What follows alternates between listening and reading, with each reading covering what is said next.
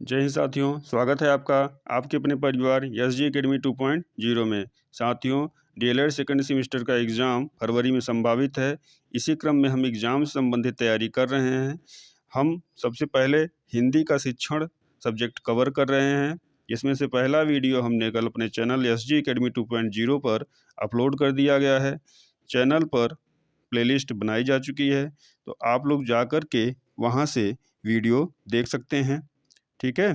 और साथियों, comment box में कमेंट ज़रूर करिएगा कि आपको वीडियो कैसी लगी, और लाइक और सब्सक्राइब इस चैनल को ज़रूर कीजिएगा। ठीक है। तो चलिए बिना देरी किए हुए आज हम सेकंड सेशन को स्टार्ट करते हैं। पहले वीडियो में हम 1 से लेकर 35 तक क्वेश्चन कंप्लीट कर चुके हैं। आज हम 36 लेकर 79 क्वेश्चन तक कंप्लीट करेंगे। ठीक है। तो चलिए बिना देरी किए हुए क्वेश्चंस को स्टार्ट करते हैं। तो 36 नंबर क्वेश्चन है, जो बहुत अधिक बोलता हो वाक्यांश के लिए प्रयुक्त होने वाला शब्द है। ऑप्शन है वक्ता, सुवक्ता, वाचाल और नेता।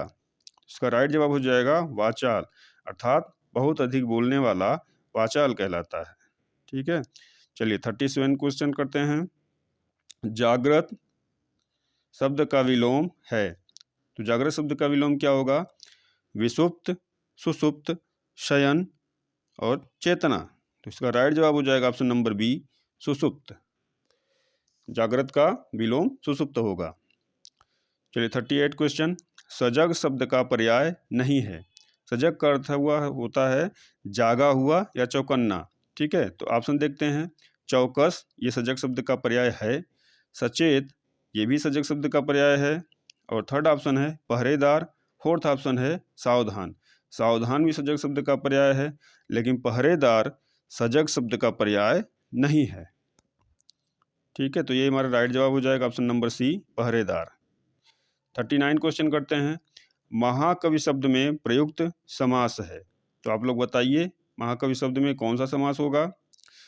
पहला ऑप्शन कर्मधारय, सेकेंड ऑप्शन अव्ययी भाव, थर्ड ऑप्शन तत्पुरुष और फोर्थ ऑप्शन बहुव्रीहि समास। तो इसका राइट जवाब हो जाएगा कर्मधारय समास। अगर हम महाकवि शब्द का विच्छेद करें तो इसका तात्पर्य है महान है जो कवि, अर्थात महा प्लस कवि। महान है जो कवि, वो क्या कहलाता है? महाकवि।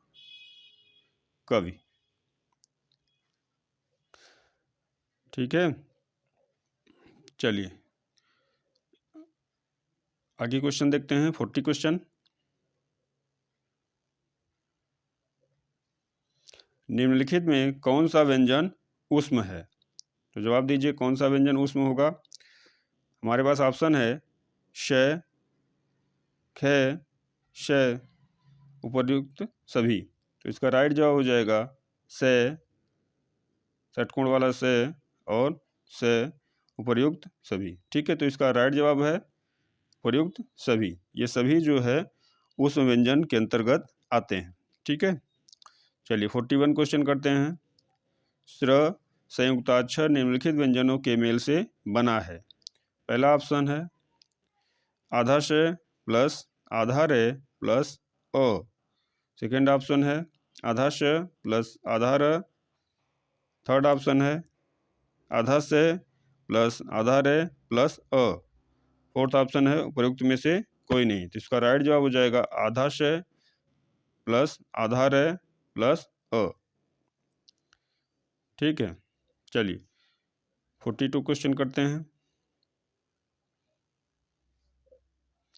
ख का उच्चारण स्थल है। तो ख का उच्चारण स्थान क्या होगा? पहला ऑप्शन दंत, सेकेंड ऑप्शन ताल, थर्ड ऑप्शन कंठ, फोर्थ ऑप्शन ओष्ठ। तो इसका राइट जवाब हो जाएगा ऑप्शन नंबर सी, कंठ। चलिए आगे देखते हैं। चलिए 43 क्वेश्चन करते हैं। मुद्रा शब्द का अर्थ है। तो मुद्रा शब्द का क्या अर्थ है? जवाब दीजिए। पहला ऑप्शन है अंगूठी, सेकेंड ऑप्शन रुपया, थर्ड ऑप्शन आकृति और फोर्थ ऑप्शन उपर्युक्त सभी। तो मुद्रा शब्द का अर्थ उपर्युक्त सभी हो जाएगा। अंगूठी, रुपया, आकृति, उपर्युक्त सभी, सभी हैं इसमें से। चलिए 44 क्वेश्चन करते हैं। 44 क्वेश्चन है, अज शब्द के अर्थ हैं। तो अज शब्द का क्या अर्थ है? दशरथ के पिता, आज, अजगर, आजीवन। इसका क्या राइट जवाब हो जाएगा? राइट जवाब है ऑप्शन नंबर ए, दशरथ के पिता। 45 क्वेश्चन, जंगम का विलोम शब्द है। तो जंगम का विलोम शब्द क्या हो जाएगा? जंगम का विलोम शब्द स्थावर। क्या हो जाएगा? ऑप्शन नंबर बी, स्थावर। चलिए 46 क्वेश्चन करते हैं, अनुग्रह शब्द का विलोम है। तो इसका जवाब दीजिए। अनुग्रह शब्द का विलोम क्या हो जाएगा? आग्रह, संग्रह, ग्रहण या विग्रह। तो अनुग्रह का विलोम हो जाएगा विग्रह। अनुग्रह का विलोम क्या हो जाएगा? विग्रह। चलिए 47 क्वेश्चन। 47 क्वेश्चन है, ह्रस्व स्वर कौन सा नहीं है? तो इनमें से जो स्वर दिए गए हैं इनमें से कौन सा ह्रस्व स्वर नहीं है? तो ऑप्शन देखते हैं, अ, ई, उ। अ, ई और उ ह्रस्व स्वर में आता है, जबकि आ आपका दीर्घ स्वर में आता है। तो यही ह्रस्व स्वर नहीं है। ऑप्शन नंबर डी राइट जवाब। चलिए 48 क्वेश्चन, य, र, ल, व व्यंजन कहलाते हैं। तो य, र, ल, व व्यंजन अंतस्थ व्यंजन कहलाते हैं। ऑप्शन नंबर बी राइट जवाब हो जाएगा। 49 क्वेश्चन करते हैं, द्विज का अर्थ है। तो द्विज का क्या क्या अर्थ होता है? ब्राह्मण, दांत, पक्षी या इनमें से सभी। तो इसका राइट जवाब हो जाएगा ऑप्शन नंबर डी, द्विज का ये सभी अर्थ है, ब्राह्मण, दांत और पक्षी, सभी द्विज का अर्थ होता है। तो इसका राइट जवाब हो जाएगा इनमें से सभी। 50 क्वेश्चन है, लिपि विकास का प्रथम सोपान है। तो लिपि का हमारा विकास कैसे हुआ है? तो इसका प्रथम सोपान जो है बताना है इसमें, ठीक है। तो ऑप्शन है चित्रलिपि, वर्णलिपि, अक्षर लिपि या इनमें से कोई नहीं। तो हमारा राइट जवाब हो जाएगा ऑप्शन नंबर ए, चित्रलिपि। हमारी लिपि का सबसे पहले विकास चित्र के माध्यम से हुआ है। जैसा कि हमने पिछले वीडियो में भी इस क्वेश्चन की चर्चा की थी कि आदिमानव काल के समय से ही, या हम लोग सिंधु सभ्यता की भी चर्चा करें तो वहाँ भी कुछ लिपियाँ हमें ऐसी प्राप्त हुई हैं, जिससे हमें ये पता चल सकता है कि ये लोग इस चित्र के माध्यम से भी अपनी बातों को रखा करते थे, ठीक है। तो हम कह सकते हैं कि सबसे पहले लिपि चित्रात्मक ही हुई है। तो इसी से हमारी जो है लिपियों का विकास हुआ है, ठीक है। चलिए 51 क्वेश्चन करते हैं, अब्ज शब्द का अर्थ है। ऑप्शन देखिए और बताइए। पहला ऑप्शन है शंख, सेकेंड ऑप्शन है कमल, थर्ड ऑप्शन है कपूर और फोर्थ ऑप्शन है उपर्युक्त सभी। तो अब्ज शब्द का अर्थ है उपर्युक्त सभी। चलिए 52 क्वेश्चन है, क से म तक के व्यंजन कहलाते हैं। पहला ऑप्शन है उष्म व्यंजन, सेकेंड ऑप्शन अंतस्थ, थर्ड ऑप्शन है स्पर्श और फोर्थ ऑप्शन है संयुक्त व्यंजन। तो क से म तक के व्यंजन स्पर्श व्यंजन कहलाते हैं। क्या कहलाते हैं? स्पर्श व्यंजन। राइट जवाब सी। चलिए 53 क्वेश्चन है, निम्नलिखित शब्दों में कौन सा शुद्ध है? तो कौन सा शुद्ध शब्द है आप लोग देखिए और कमेंट बॉक्स में जवाब दीजिए। तो शब्द हम लोग पढ़ते हैं। अब पहला ऑप्शन आधीन, दूसरा ऑप्शन अधीन, तीसरा ऑप्शन आधीन और चौथा ऑप्शन इनमें से कोई नहीं। तो इसका राइट जवाब हो जाएगा ऑप्शन नंबर बी, अधीन। 54 क्वेश्चन, मॉन्टेसरी विधि का उपयोग करते हैं। तो मॉन्टेसरी विधि का उपयोग किसमें करते हैं? पहला ऑप्शन मौन वाचन, सेकेंड ऑप्शन सस्वर वाचन, थर्ड ऑप्शन लेखन शिक्षण, फोर्थ ऑप्शन उपर्युक्त सभी। तो मॉन्टेसरी विधि का प्रयोग हम लोग लेखन शिक्षण में करते हैं। इसका राइट जवाब हो जाएगा ऑप्शन नंबर सी। 55 क्वेश्चन करते हैं, छह संयुक्त वर्ण संयोग से बना है। तो छह जो संयुक्ताक्षर है किन वर्णों के संयोग से बना है? आइए इसको देखते हैं। आधा क प्लस श के, सेकेंड ऑप्शन आधा क प्लस स के, थर्ड ऑप्शन आधा क प्लस ज के और फोर्थ ऑप्शन आधा क प्लस षटकोण वाले स के। तो इसका राइट जवाब हो जाएगा द, ऑप्शन नंबर डी, आधा क प्लस षटकोण वाले स से छ का निर्माण हुआ है। चलिए 56 क्वेश्चन है, पर्वत शब्द का समानार्थी शब्द है। पहला ऑप्शन घन, सेकेंड ऑप्शन आगार, थर्ड ऑप्शन कूट और फोर्थ ऑप्शन पादप। तो इसका राइट जवाब हो जाएगा option number C, option number C, अर्थात कूट से कूट जो है पर्वत शब्द का समानार्थी शब्द है। ठीक है। चलिए 57 क्वेश्चन है, विरोध शब्द का विलोम है। विलोम का अर्थ होता है उल्टा, अर्थात जस्ट अपोजिट। तो विरोध का क्या विलोम हो जाएगा? सहमत, सहायता, समर्थन और अनुरोध। यहाँ आप दो ऑप्शन में कंफ्यूज हो सकते हैं, पहला और तीसरा, सहमत और समर्थन में। तो विरोध का सबसे एक्यूरेट आंसर हो जाएगा समर्थन। ठीक है। Option question number 58। चलिए, श, स, से, ह व्यंजन कहलाते हैं। तो इसका जवाब दीजिए। पहला ऑप्शन ऊष्म, सेकेंड ऑप्शन अंतस्थ और थर्ड ऑप्शन संयुक्त, फोर्थ ऑप्शन द्विगुण। तो इसका राइट जवाब हो जाएगा ऊष्म व्यंजन। ठीक है, option number A is right. चलिए 59 क्वेश्चन करते हैं। 59 क्वेश्चन है, अहि शब्द का अर्थ है। अहि शब्द का क्या अर्थ है? पहला ऑप्शन सर्प, सेकेंड ऑप्शन शार्दूल और थर्ड ऑप्शन रिप और फोर्थ ऑप्शन भौरा। तो पहला ऑप्शन इसमें राइट जवाब हो जाएगा सर्प। अहि शब्द का अर्थ सर्प होता है। स्थावर का विलोम शब्द है। पहला ऑप्शन सचल, सेकेंड ऑप्शन चेतन, थर्ड ऑप्शन चंचल, फोर्थ ऑप्शन जंगम। इसका राइट जवाब हो जाएगा ऑप्शन नंबर डी, स्थावर का विलोम जंगम होता है। ठीक है। चलिए 61 क्वेश्चन करते हैं। निम्नलिखित में शुद्ध शब्द है। तो ये जो ऑप्शन दिए गए हैं इनमें से बताइए कौन सा शब्द जो है शुद्ध है। पहला ऑप्शन कुमुदनी, सेकेंड ऑप्शन कुमुदिनी, थर्ड ऑप्शन कुमुदनी, फोर्थ ऑप्शन कुमुदिनी।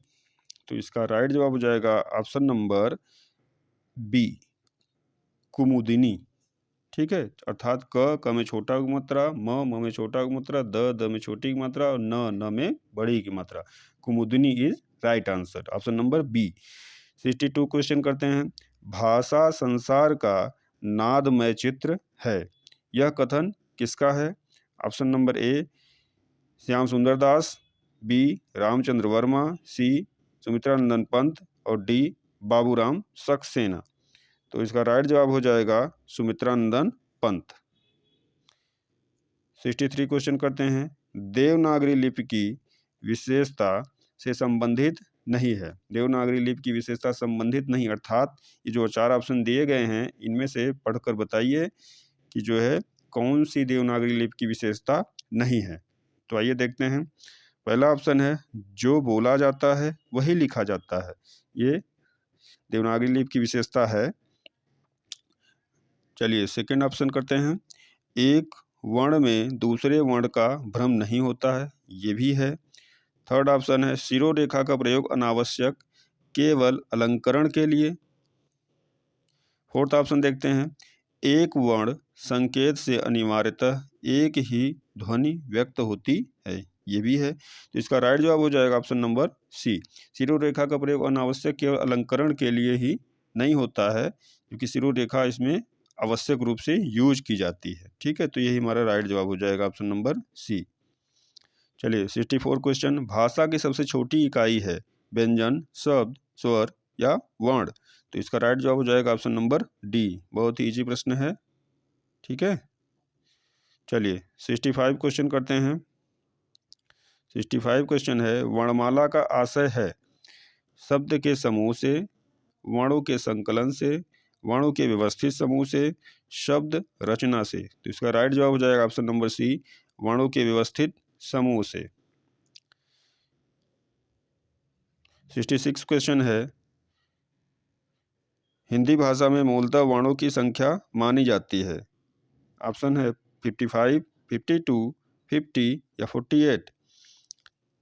इसका ऑप्शन नंबर बी राइट हो जाएगा 52। साथियों 67 क्वेश्चन देखते हैं। अयोग वा है।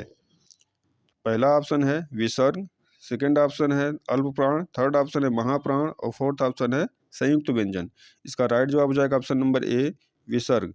अयोग वाह के अंतर्गत अनुस्वार और विसर्ग दोनों आते हैं। अनुस्वार का साइन है एक डंडा, उसके ऊपर बिंदी, और विसर्ग में आता है डंडा, उसके बगल जो है बिंदी होती है। ठीक है, तो अनुस्वार और विसर्ग दोनों जो है अयोग वाह के अंतर्गत आते हैं। चलिए 68 क्वेश्चन पढ़ते हैं। ड तथा अड़ वर्ण हैं उत्क्षिप्त, अंतस्थ, संयुक्त और ऊष्म। तो ये दोनों उत्क्षिप्त के अंतर्गत आते हैं। ठीक है, चलिए 69 क्वेश्चन करते हैं। श का उच्चारण स्थान है। तो श का उच्चारण स्थान क्या है? ओष्ठ, कंठ, ताल और दंत।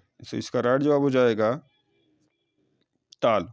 69 का ऑप्शन नंबर सी राइट हो जाएगा ताल।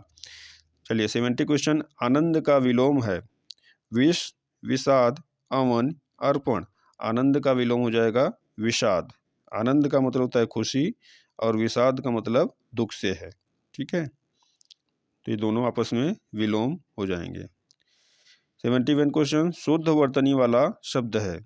तो आप वर्तनी देख कर पहचानिए कौन सा शुद्ध है। अ श्रृंगार, बी श्रृंगार, सी श्रृंगार और द श्रृंगार। ठीक है, तो श्रृंगार का राइट हो जाएगा ऑप्शन नंबर सी। ध्यान रखिएगा साथियों, बहुत ही क्लोज ऑप्शन दिए गए हैं। श्रृंगार का शुद्ध वर्तनी वाला शब्द ये ऑप्शन नंबर सी होता है। ठीक है, चलिए 72। द्विज शब्द का अर्थ है दांत, पक्षी, ब्राह्मण, इनमें से सभी। इनमें से सभी ऑप्शन नंबर डी राइट हो जाएगा। 73 क्वेश्चन करते हैं साथियों। कबीर के सूफी गुरु कौन थे? पहला ऑप्शन शेख तकी, सेकंड ऑप्शन अब्दुल समद और थर्ड ऑप्शन मुँह गौस और फोर्थ ऑप्शन रहमान। इसका राइट जवाब हो जाएगा शेख तकी, ऑप्शन नंबर ए। क्या भूलूं क्या याद करूं की विधा है। संस्मरण है, कहानी है, आत्मकथा है, यात्रा वृत्तांत है। तो इसका राइट जवाब हो जाएगा ऑप्शन नंबर सी आत्मकथा। क्या भूलूं क्या याद करूं, ये आत्मकथा है साथियों। मुंशी प्रेमचंद की वह रचना जो अधूरी रह गई थी। मुंशी प्रेमचंद की एक रचना है जो अधूरी रह गई थी, पूरा नहीं किए थे। ऑप्शन नंबर पहला है मंगलसूत्र, दूसरा ऑप्शन करबला, तीसरा रंगभूमि और चौथा कर्मभूमि। इसका राइट जवाब हो जाएगा option number A mangalsutra. Mangalsutra वो रचना है जो मुंशी प्रेमचंद जो है अधूरा ही छोड़ दिए थे। ठीक है, चलिए 76 क्वेश्चन है। घड़ी साज शब्द है। घड़ी साज शब्द एक ऐसा शब्द है, देशज शब्द है, संकर शब्द है, विकारी शब्द है या रूढ़ शब्द है। इसका राइट जवाब हो जाएगा संकर शब्द, अर्थात वह शब्द जो दो या दो से अधिक व्यंजनों से मिलकर बना हो वो कौन सा शब्द कहलाता है? संकर शब्द कहलाता है। इसमें दो शब्द होते हैं घड़ी, जैसे देखिए इस शब्द में हम लोग क्या करते हैं, घड़ी अलग हो जाएगा, घड़ी प्लस साज, तो दोनों को मिलाकर क्या बनेगा, घड़ी साज। ठीक है, तो इस प्रकार से हमारा राइट जवाब हो जाएगा ऑप्शन नंबर बी संकर शब्द। चलिए 77 क्वेश्चन देखते हैं। रसाल पर्यायवाची है। रसाल किसका पर्यायवाची है? कोयल का, पान का, आम का, सगा भाई का। तो रसाल ऑप्शन नंबर सी आम का पर्यायवाची है। ठीक है, 78 क्वेश्चन। जिसका जन्म पहले हुआ है का अर्थ है अनुज, अग्रज, भ्राता, पितामह। तो जिसका जन्म पहले हुआ है उसका अर्थ होगा अग्रज, option number B is right. ठीक है, 79 क्वेश्चन देखते हैं। आँख का अंधा नाम नयन सुख, लोकोक्ति का अर्थ है। तो हमारे सामने कुछ ऑप्शन दिए गए हैं, आप लोग देखिए और बताइए इस लोकोक्ति का क्या अर्थ होगा। आँख का अंधा नाम नयन सुख, देखिए ऑप्शन है अप्रत्याशित लाभ होना। तो इसका तात्पर्य है कि अचानक हमें बहुत सारा लाभ हो जाना, ठीक है। तो ये तो कोई अर्थ ठीक बैठता नहीं इसमें। चलिए बी ऑप्शन देखते हैं, अनायास सम्मान। किसी का मतलब ही ऐसे ही सम्मान हो जाना, अनायास सम्मान जो है। ऑप्शन नंबर सी है आत्म प्रशंसा करना, यानी खुद से ही खुद की बड़ाई करना। ये भी इसका राइट जवाब नहीं है। हो जाएगा ऑप्शन नंबर डी, गुण के विरुद्ध नाम होना। अर्थात कह सकते हैं ना कि उसके अंदर ऐसा गुण था ही नहीं, क्वालिटी थी ही नहीं, लेकिन फिर भी नाम हो गया। आंख का अंधा नाम नयन सुख, ये राइट जवाब हो जाएगा। चलिए दोस्तों, आज हम इस वीडियो को यहीं पे समाप्त करते हैं। अगला पार्ट हम जो है कल करेंगे, ठीक है। तो दोस्तों इस वीडियो को देखिएगा, लाइक शेयर सब्सक्राइब कीजिएगा चैनल को, और ज़्यादा से ज़्यादा अपने साथियों तक शेयर कीजिए ताकि उन्हें भी हमारे इस वीडियो से लाभ हो सके, ठीक है। और अपनी परीक्षा की बेहतर तैयारी कीजिएगा, ठीक है। चलिए, जय हिंद, जय भारत साथियों।